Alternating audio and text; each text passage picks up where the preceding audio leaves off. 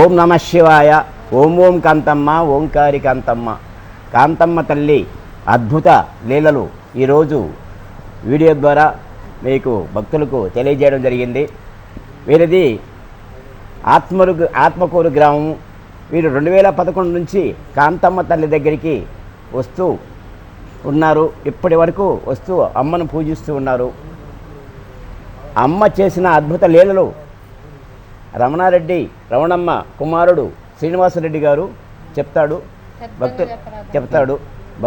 శ్రద్ధగా వినండి. ఓం కాంతమ్మ, ఓంకారి కాంతమ్మ.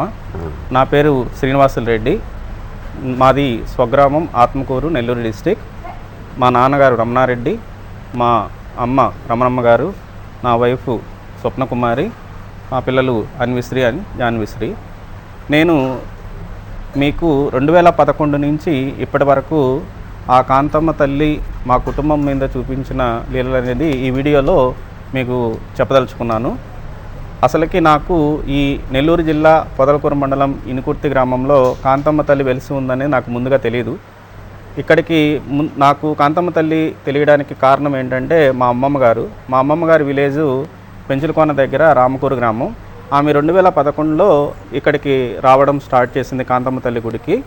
సో అలా ఆమె ద్వారా, మా అమ్మమ్మ ద్వారా నేను మా ఫ్యామిలీ ఈ టెంపుల్కి రావడం జరిగింది. సో 2011 నుంచి మేము ఈ కాంతమ్మ తల్లి గుడికి వచ్చి వెళ్తూ ఉండేవాళ్ళము. అలా 2011 నుంచి ఎప్పుడైతే మేము కాంతమ్మ తల్లిని కొలవడం స్టార్ట్ చేసామో మా ఫ్యామిలీకి ఉన్న ఫైనాన్షియల్ ప్రాబ్లమ్స్ కానీ అలాగే ఆరోగ్యపరమైన సమస్యలు అనేటివి క్లియర్ అవుతూ వచ్చాయి. సో ఫస్ట్గా మాకు 2011 నుంచి జస్ట్ వస్తూ ప్రతి సంవత్సరం తల్లి ఆరాధ్యానికి అటెండ్ అవుతూ వస్తూ ఉన్నాము. అలాగే 2015లో సుబ్బారెడ్డి స్వామి గారిని అమ్మగారి కాంతమ్మ తల్లి పట్టం ఏదైనా ఉంటే ఇవ్వండి స్వామి అని అడిగాము. స్వామి వెంటనే ఒక కాంతమ్మ తల్లి ఫ్రేమ్ కట్టించి మాకు ఇచ్చి ఇంట్లో పెట్టుకొని పూజించమని చెప్పాడు. సో అప్పటి నుంచి 2015 నుంచి మా పూజ గదిలో కాంతమ్మ తల్లి పటం పెట్టి పూజిస్తూ ఏ పనికి వెళ్ళాలన్నా ముందు కాంతమ్మ తల్లికి దండం పెట్టి వెళ్తూ ఉండేవాళ్ళము. అలా మాకు ఏ పనిలో ఆటంకం రాకుండా తల్లి చూసుకుంటూ ఉండేది. అలా 3 సంవత్సరాలు గడిచిన తర్వాత 2018లో మా అమ్మగారు కొద్దిగా ఇంటికి దూరం అయ్యి ఒక 5 డేస్ పూజ గదికి కట్టన వేసేసి పూజ చేయకుండా ఉన్నింది.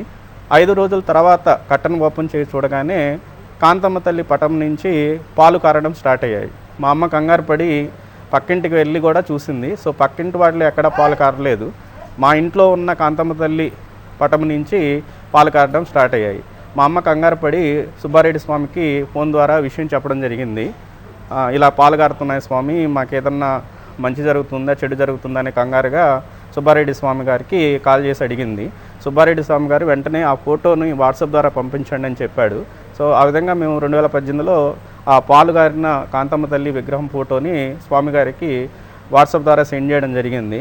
స్వామి ఆ పటాన్ని చూసి మీరేమి కంగారు పడాల్సిన అవసరం లేదు, సాక్షాత్ కాంతమ్మ తల్లే మీ ఇంటికి వచ్చింది, మీరు ఆ తల్లి బిడ్డలు, మీరు ఆ తల్లి అనుగ్రహం మీ మీద నిండుగా ఉంది, మీకు ఇంకా అంతా శుభమే జరుగుతుందని చెప్పారు. సో అప్పటి నుంచి మేము క్రమంగా ఇక్కడికి రావడం, కాంతమ్మ తల్లికి పూజించుకోవడం, అలాగే ప్రతి సంవత్సరం ఆరాధ్యకు కూడా అటెండ్ అవుతూ ఉన్నాము.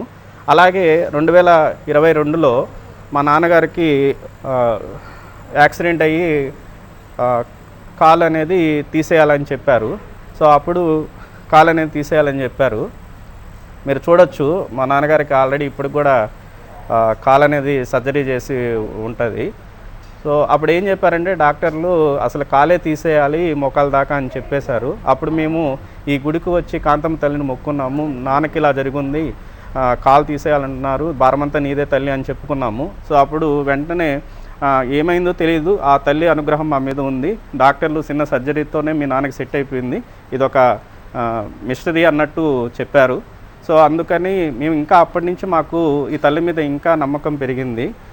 అదేవిధంగా 2023 రీసెంట్గా నాకు కూడా హెల్త్ బాగలేకుండా వచ్చింది. సో మాకు కడుపు నొప్పి వస్తూ అలా ఉండేది. సో నేను చాలా హాస్పిటల్ తిరిగాను, టాప్ హాస్పిటల్ అన్నీ చూపించాను, చెన్నై, హైదరాబాద్ అంతా. సో నాకు బాడీలో చేయాల్సిన స్కాన్స్ అన్నీ మొత్తం చేశారు, కానీ ఏ రిపోర్ట్లో కానీ ఏ డిసీజ్ లేదు, కానీ నాకు తరచూ కడుపు నొప్పి వస్తూ ఉండేది. సో అలా వస్తూ ఉండి నేను ఎందుకు తల్లి ఇలా వస్తుంది అని అనుకుంటూ రోజు దండం పెట్టుకునేవాడిని. ఒకనొక రోజు ఆ తల్లి మా అమ్మ రూపంలో మా అమ్మ కళ్ళ నిండా, మా అమ్మ ఒంటి నిండా అన్ని కళ్ళు వచ్చి ఒక పోలేరమ్మలాగా వచ్చింది. నేను భయపడిపోయాను. భయపడిపోయి ఏం తల్లి, ఎవరు నువ్వు అని అడిగితే, నేను సాక్షాత్తు మీ తల్లినేరా, కాంతమ్మ తల్లిని. నువ్వు అసలు నా గుడికి ఈ మధ్య రావట్లేదు, హాస్పిటల్ చుట్టూ తిరుగుతున్నావు, ఎందుకు తిరుగుతున్నావు, వెళ్ళి నా టెంపుల్లో ఒక 3 రోజులు నిద్ర చేసిరా, నీకు అంతే క్యూర్ అయిపోద్దని చెప్పింది. ఆ వెంటనే నేను సుబ్బారెడ్డి స్వామికి ఫోన్ చేస్తే చెప్పాను, ఇంకెవరు కాదురా, మీ తల్లి రూపంలో సాక్షాత్తు ఆ కాంతమ్మ తల్లి నీకు స్వప్నంలో వచ్చింది, నువ్వు చాలా అదృష్టవంతుడి, ఒకసారి టెంపుల్కి వచ్చి ఒక 3 డేస్ నిద్ర చేసి వెళ్ళని చెప్పాడు. వెంటనే నేను నా ఫ్యామిలీ వచ్చి ఒక 3 డేస్ ఇక్కడే ఉండి నిద్ర చేసి వెళ్ళాను. సో వెంటనే ఇక్కడ కూడా నాకు మిరాకిల్ జరిగింది. వెంటనే ఇక్కడ నిద్ర చేసి వెళ్ళిన వెంటనే ఒక 2 వీక్స్ కల్లా నా కడుపు నొప్పి మాయమైపోయింది. ఇప్పుడు నీ ముందు నేను ఈ విధంగా మాట్లాడుతున్నాను అంటే అది ఆ తల్లి అనుగ్రహమే. అలాగే మేము ఇక్కడ ఎందుకున్నాము అంటే, ఈరోజు ఎవ్రీ సంవత్సరం మా పెద్ద పాప పుట్టినప్పుడల్లా నేను ఫిక్స్ అయ్యాను ఏమనంటే, ప్రతి సంవత్సరం ఎవరో ఒక బర్త్డే ఇక్కడ చేసుకోవాలని.